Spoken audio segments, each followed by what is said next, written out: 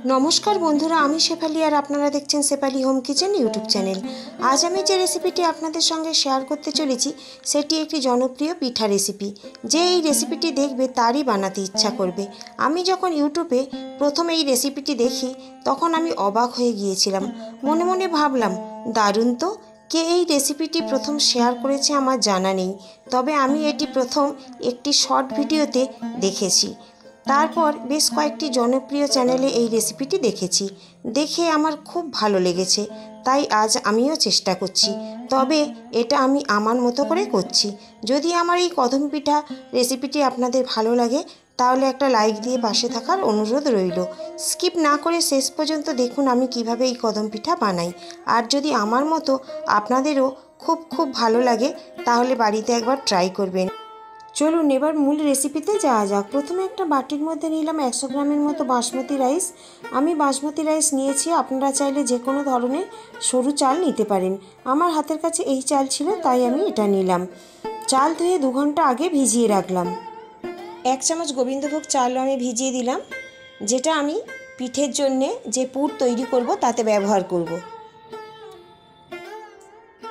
আজ আমি তাল দিয়ে এই রেসিপিটি করব, তাই একটি তালের পিউরি অর্থাৎ নদ নিয়েছি। দেখুন তালের পিউরি কিন্তু খুব ঘন, কিন্তু 90% তালের পিউরির মধ্যে একটা তিতো ভাব থাকে। তাই আমি আঙুলের ডগাতে করে একটু পিউরি খেয়ে দেখলাম তিতো ভাব আছে কিনা, সেই অনুযায়ী কিন্তু মিষ্টি দিতে হবে। হ্যাঁ, পিউরি বেশ তেতো ভাব আছে। এবার এটাকে একটু জাল করে আর একটু ঘন করে নেব, তাই ওভেনের মধ্যে কড়া বসিয়ে দিলাম। এবার তালের পিউরি কড়ার মধ্যে দিয়ে অনবরত নাড়তে হবে, তা না হলে কড়ার নিচে লেগে ধরতে পারে। যে কোনো তালের রেসিপি করার সময় তালের পিউরি জাল দিয়ে একটু ঘন করে নিলে খেতে বেশি ভালো লাগে। আজকের রেসিপিটি খেতে তো ভালো হয়েছিল, তাছাড়া রেসিপিটি দেখতে কিউট লেগেছিল অনেক বেশি। দেখুন কথা বলতে বলতে তাল জাল করা হয়ে গেছে। এবার একটা জায়গায় নামিয়ে রাখলাম ঠান্ডা করার জন্য। গরম গরম কিন্তু এটা ব্যবহার করা যাবে না। ঠান্ডা হওয়ার পর এটা আরও বেশি গাঢ় হয়ে গেছে। এবার যে যার প্রয়োজন মতো চালের গুঁড়ি ও তালের পিউরি ব্যবহার করবেন। আজ আমার 1.5 বাটি তালের পিউরির জন্যে 2 বাটি চালের গুঁড়ি লেগেছে। এবার দিলাম স্বাদ মতো নুন। তালের পিউরিটা যেহেতু একটু তিতো ভাব ছিল তাই একটু বেশি পরিমাণে মিষ্টি দিলাম। বাড়িতে যদি চালের গুঁড়ি তৈরি করেন তাহলে আগে শুকনো খোলায় চালের গুঁড়ি ভেজে শুকনো করে নিতে হবে। আর যদি কলে ভাঙানো হয় তাহলে সরাসরি ব্যবহার করা যাবে, ভাজতে হবে না। আমি যে চালের গুঁড়ি ব্যবহার করেছি সেটি কলে ভাঙানো, তাই আমার খাটুনি একটু কমে গেছে। এবার সমস্ত উপকরণ ভালো করে মিশিয়ে নিলাম। দেখুন বাটিতে যেটুকু চালের গুঁড়ি ছিল সেটুকুও দিয়ে দিলাম। এইভাবে বেশ কয়েকবার চালের গুঁড়ি ছড়িয়ে ছড়িয়ে ভালো করে তাল ও চালের গুঁড়ি মেখে নিলাম। দেখুন মাখা ঠিক এই রকম হয়েছে, খুব শক্তও নয় আবার খুব নরমও নয়। এবার যে যার পছন্দ মতো সাইজের লেচি কেটে নেবেন। আমি মোটামুটি রুটির লেচির মতো করে কেটেছি। সমস্ত লেচি কাটা হয়ে গেছে। কদম পিঠের ভিতর দেওয়ার জন্য কিভাবে আমি পুর তৈরি করলাম সেটা এখন আপনাদের সঙ্গে শেয়ার করব। এর জন্য নিলাম 500 ml দুধ। দুধ জাল করার সময় গ্যাসের ফ্লেম মিডিয়ামে রাখতে হবে আর অনবরত নাড়তে হবে। কড়ার ধারে বসে যাওয়া সর সাবধানে হাতার সাহায্যে ঘষে ঘষে তুলে দিতে হবে। দুধ অনেকটা ঘন হয়ে এসেছে। এই পর্যায়ে দিলাম 50 গ্রামের মতো চিনি। চিনি দেওয়ার পরও বেশ কিছু সময় এইভাবে জাল করার পর দিলাম 2 চামচ গুঁড়ো দুধ। এইভাবে গুঁড়ো দুধ দিলে ক্ষীরের টেস্ট খুব ভালো হবে এবং পরিমাণেও বেশি হবে। এবার হাতার সাহায্যে এইভাবে দুধের সঙ্গে গুঁড়ো দুধ মিশিয়ে দিলাম আগে থেকে ভিজিয়ে রাখা সিলে বাটা গোবিন্দভোগ চালের জল। নিচে থিতিয়ে পড়া চালের গুঁড়োগুলো ফেলে দিলাম।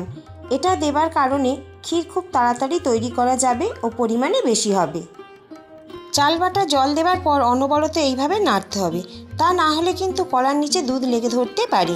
এবার একটা এলাচ থেঁতো করে দিয়ে দিলাম। এটা দেবার কারণে ক্ষীর হবে স্বাদে গন্ধে অতুলনীয়।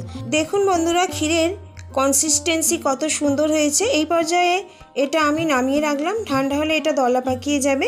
এবার ভেজানো চাল জল ছেড়ে একটা প্লেটের মধ্যে তুলে রাখলাম, যাতে করে বেশিরভাগ জল শুকিয়ে যায়, শুধুমাত্র সামান্য ভেজা ভাব থাকে। এবার ঠান্ডা হয়ে যাওয়া ক্ষীর কড়া থেকে এইভাবে প্লেটে তুলে রাখলাম। পিঠের মধ্যে দেবার জন্য এইভাবে ভাগ ভাগ করে রাখলাম। এবার একটা লেচিকে হাতের তালুতে রেখে গোল করে এইভাবে চ্যাপ্টা করে নিলাম। এবার হাতে সামান্য চালের গুঁড়ি লাগিয়ে 2 হাতের আঙুলের সাহায্যে একটা বাটির মতো করে নিলাম।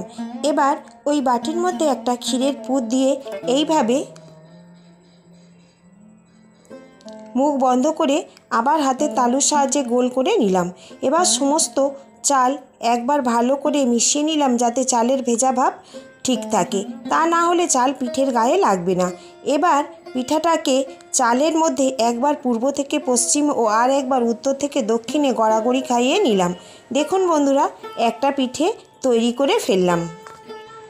আরও একটা পিঠে তৈরি করে আপনাদের দেখাই। এইভাবে সমস্ত পিঠে একে একে তৈরি করে ফেললাম।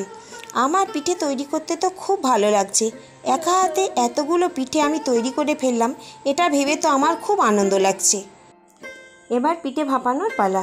এর জন্যে একটা হাঁড়িতে জল বসিয়ে দিয়েছি এবং জলের মধ্যে দিলাম 1 টুকরো পাতিলেবু। এবার এর উপর বসিয়ে দিলাম একটা ঝাঁঝরি বাটি। পিঠে যাতে বাটির গায়ে না লেগে ধরে তার জন্য একটা ভিজে কাপড় বাটির মধ্যে এইভাবে দিয়ে দিলাম। এবার সমস্ত পিঠে একে একে ভাপে বসিয়ে দিলাম। উপর থেকে ঢাকা দিলাম। 20 মিনিট ভাপে রাখার পর ঢাকা খুলে দেখলাম পিঠেগুলো ফুলে একদম বড় হয়ে গেছে আর গায়ে লেগে থাকা চালও সম্পূর্ণ সিদ্ধ হয়ে গেছে।